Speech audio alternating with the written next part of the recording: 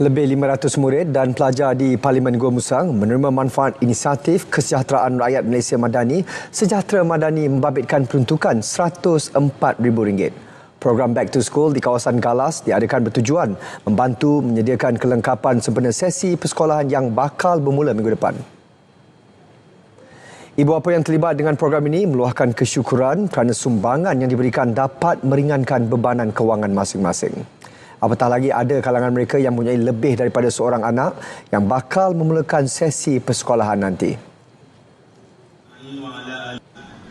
Alhamdulillah, Wakil di lapangan untuk adalah sukarela daripada yang ni data kita daripada IKASih.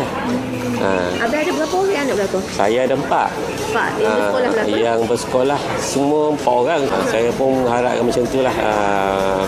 Kerajaan Malaysia di bawah Kerajaan Madani saya harap dapat bagi bantuan lebih kepada golongan pada kami ini bagi meringankan beban-beban kepada untuk anak sekolah.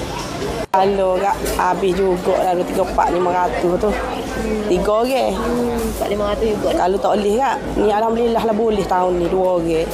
Terima kasihlah kepada YB Ding. Sebab meringankan beban kami sekeluarga. Kalau boleh kat tahun depan nak lagi lah. Moga kita kan anak ramai, tanggungan ramai.